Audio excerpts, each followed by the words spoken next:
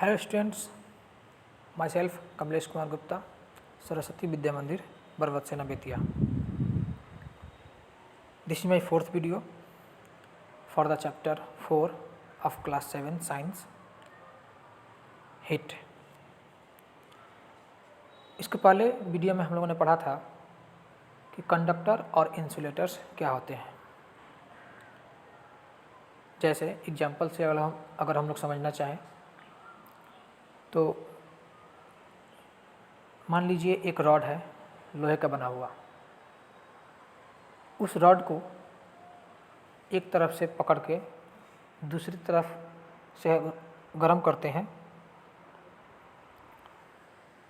तो धीरे धीरे उस पोर्शन का टेम्परेचर बढ़ने लगता है और कुछ समय बाद पूरा का पूरा रॉड गर्म हो जाता है और कुछ समय और हमारे हाथों में जलन महसूस होती है।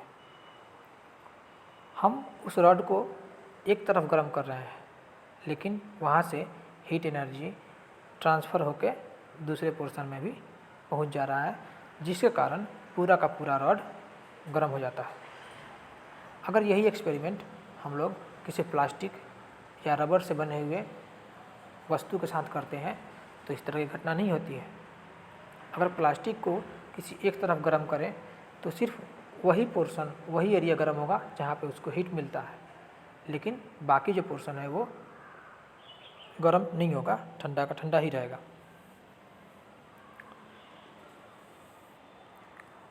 जैसे यहाँ पे लिखे हैं, if you give heat to the anything it get heated, that is temperature of the substance will increase. Heated करने का मतलब हुआ कि अगर सब्सटेंस को हीट दिया जाएगा तो उसका टेम्परेचर इंक्रीज करेगा। All substances gate heated in the different manner और डिफरेंट प्रोसेसेस। हमारे आसपास जितनी भी वस्तुएं मौजूद है सबके गर्म होने का तरीका अलग अलग होता है। कुछ कंडक्टर्स होते हैं वो अलग तरीके से गर्म होते हैं, कुछ इंसुलेटर्स होते हैं वो अलग तरीके से गर्म होते हैं। यानी कि अगर हीट सप्लाई करें तो वस्तु का टेम्परेचर तो बढ़ेगा लेकिन हर जगह वस्तु के हर पोर्शन में अलग अलग टेम्परेचर होगा इंसुलेटर्स में। लेकिन कंडक्टर में पूरे सब्सटेंस के अंदर कुछ समय बाद हर जगह सेम टेम्परेचर हो जाता है।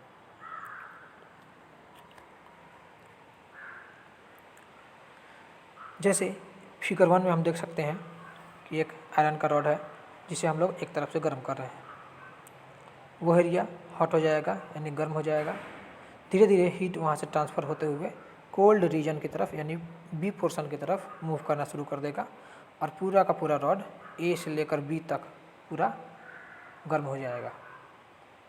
लेकिन यही एक्सपेरिमेंट अगर नीचे हम प्लास्टिक के साथ करते हैं तो ऐसा नहीं होता है। इसमें जिस पोर्शन को हीट दे रहे हैं वहीं पे गर्म होगा सिर्फ, बाकी पोर्शन ठंडा रहेगा।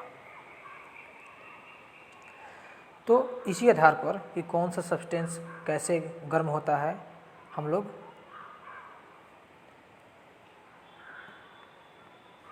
इसको 3 तरीके में डिवाइड कर सकते हैं: कंडक्शन, कन्वेक्शन और रेडिएशन।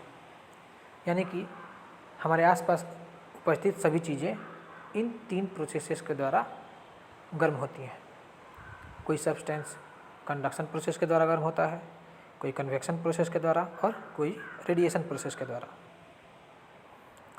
कंडक्शन प्रोसेस सिर्फ उन्हीं सब्सटेंसेस में देखा जा सकता है जो कंडक्टर्स हों, जैसे आयरन रॉड या कोई भी मेटल। डेफिनेशन कंडक्शन का: the process of transfer of heat energy from one part of the substance to the another part without any transfer of substance is called conduction. इस process में heat substance के एक portion से दूसरी portion में आसानी से जा सकता है, लेकिन मटेरियल का कोई ट्रांसफ़र नहीं होता। अर्थात एक पोर्शन जो गर्म है वो उठकर दूसरे पोर्शन की तरफ नहीं जाएगा। जो गर्म हो रहा है, जहाँ पे गर्म हो रहा है वहीं के वहीं रहेगा, सिर्फ हीट जो है वो एक जगह से दूसरी जगह ट्रांसफ़र होगा। जैसे आयरन का heating of iron. Convection, the process of transfer of heat energy from one part to the another part of the substance with the transfer of particle of substance is called convection। Convection process में conduction की तरह नहीं होता है। Convection process में heat किसी भी substance के एक पोर्शन से दूसरे पोर्शन में जाता है, लेकिन साथ में उस सब्सटेंस के पार्टिकल्स भी उठ के दूसरी तरफ चले जाते हैं, यानी कि सब्सटेंस के पार्टिकल ही हीट को कैरी करते हैं। जैसे मान लीजिए यहाँ पे एक डायग्राम मैंने बनाया है। इस डायग्राम में एक बर्तन में पानी लिया गया। पानी को हम लोग गर्म करते हैं। जब पानी को गर्म करेंगे तो उसका नीचे वाला जो पोर्शन है वो गर्म होगा। पानी एक तरह का इंसुलेटर है। नीचे का पोर्शन जब गर्म होगा तो वो पोर्शन गर्म होने के बाद हल्का हो जाता है। किसी भी लिक्विड या गैस को गर्म किया जाए तो वो हल्का हो जाता है। तो जैसे ही नीचे का पोर्शन गर्म होगा, गर्म होकर वो हल्का हो जाएगा, लेकिन उसी समय ऊपर का जो पानी है वो तो ठंडा ही रहेगा, क्योंकि हीट वहाँ तक ट्रांसफ़र नहीं हुआ, इसीलिए वो वाला पोर्शन भारी रहेगा। जैसे ही नीचे का पानी गर्म होगा, हल्का होने के कारण वो ऊपर की तरफ मूव करना शुरू कर देगा, यानी कि नीचे का गर्म पानी ऊपर की तरफ चला जाएगा और ऊपर का ठंडा पानी नीचे की तरफ चला जाएगा। इस एक्सपेरिमेंट को हम लोग आसानी से कर सकते हैं। जैसे मान लीजिए किसी बर्तन में अगर किसी पानी को गर्म करते हैं तो देखते हैं धीरे धीरे पानी उबलने लगता है। उबलने का मतलब हुआ कि नीचे का गर्म पानी का ऊपर उठना और ऊपर के ठंडे पानी का नीचे जाना। इस तरह पानी जो है पूरे बर्तन में ऊपर से नीचे की तरफ रोटेट करता रहेगा और धीरे धीरे पूरा का पूरा पानी गर्म हो जाता है। इस प्रोसेस को हम लोग कन्वेक्शन प्रोसेस बोलते हैं। यहाँ पे मैंने कुछ नोट्स भी लिखे हैं। जैसे नोट नंबर 1 में the convection process is found only in liquid और गैस। ये कन्वेक्शन प्रोसेस सिर्फ लिक्विड और गैस के अंदर होता है, सॉलिड्स में नहीं होता है, क्योंकि लिक्विड और गैस में ही सब्सटेंस एक जगह से दूसरी जगह जा सकता है। जैसे पानी, नीचे का गर्म पानी ऊपर की तरफ चला जा रहा है और ऊपर का ठंडा पानी नीचे आ जा रहा है। इस तरह का प्रोसेस किसी सॉलिड में नहीं हो सकता। दूसरा, the liquid and gas become lighter when gate heated. जैसे मैंने कहा कि पानी या कोई भी लिक्विड या गैस जब गर्म होता है तो गर्म होने के बाद वो हल्का हो जाता है। तीसरा, the liquid and gas become heavy when cooled, यानी कि उसका उल्टा, अगर पानी को या किसी भी लिक्विड या गैस को ठंडा किया जाए तो वो भारी हो जाता है। चौथा, the medium is present in conduction and convection process. इन दोनों प्रोसेस में, कंडक्शन और कन्वेक्शन में, एक मीडियम का होना आवश्यक है, यानी कि मटेरियल से मटेरियल में हीट का ट्रांसफ़र होता है और कोई मटेरियल बीच में मौजूद ना हो तो हीट एक जगह से दूसरी जगह नहीं जा पाएगा। इन दोनों प्रोसेसेस में मटेरियल का होना आवश्यक है। तीसरा है रेडिएशन। रेडिएशन क्या है?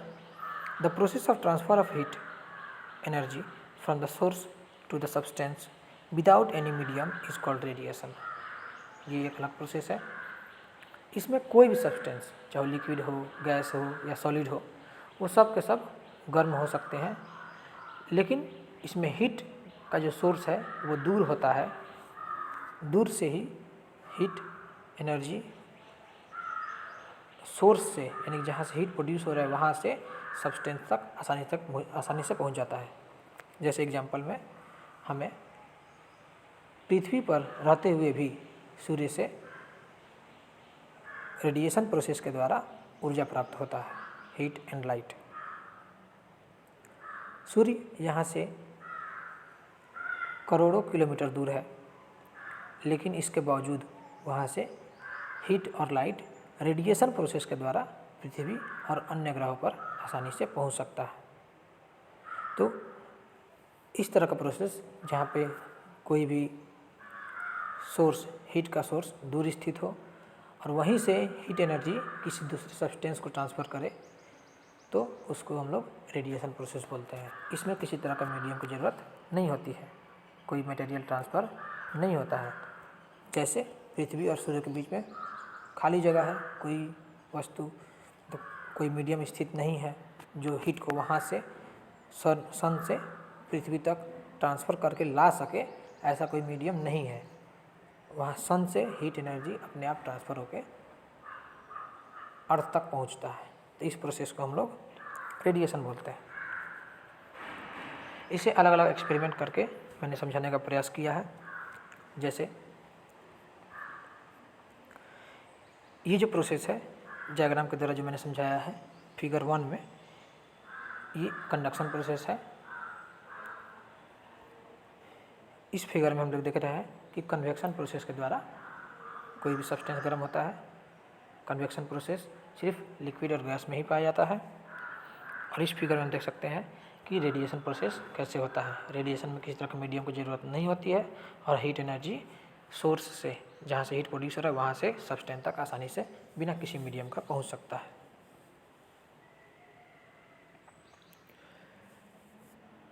आशा है आप लोग को इतना समझ में आया होगा।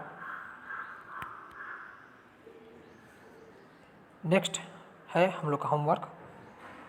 अगर ये तीनों प्रोसेस कंडक्शन, कन्वेक्शन और रेडिएशन आपको समझ में आया होगा तो नीचे लिखे 2 क्वेश्चन का आंसर आप लोग आसानी से दे सकते हैं। पहला क्वेश्चन है, give 2 example where substance get heated by convection process. यानी कि एक तो मैंने एग्जाम्पल दिया कि पानी जो है वो कन्वेक्शन प्रोसेस के द्वारा गर्म होता है। आपको 2 और एग्जाम्पल्स बताने हैं जिसमें यानी कि सब्सटेंस को हीट करने के लिए कन्वेक्शन प्रोसेस का इस्तेमाल किया जाता है, जैसे किसी भी लिक्विड या सॉलिड का गर्म होना। दूसरा है, give 2 example where substance get heated by radiation process. Radiation process के द्वारा कोई भी चीज़ गर्म होता है, उसके 2 एग्जाम्पल्स आपको देने हैं। अगर आप लोगों को नहीं समझ में आया हो तो आप मुझे क्वेश्चंस लिख के भेज सकते हैं व्हाट्सएप पर। जहाँ पे समझ में नहीं आएगा वहाँ पे क्वेश्चंस पूछ के मुझे व्हाट्सएप कीजिएगा, मैं उसका आंसर देने का प्रयास करूँगा। आज के लिए इतना ही। अगले वीडियो में आप लोग के क्वेश्चंस का सॉल्यूशन और इस चैप्टर का नेक्स्ट पार्ट हम लोग पढ़ेंगे। धन्यवाद।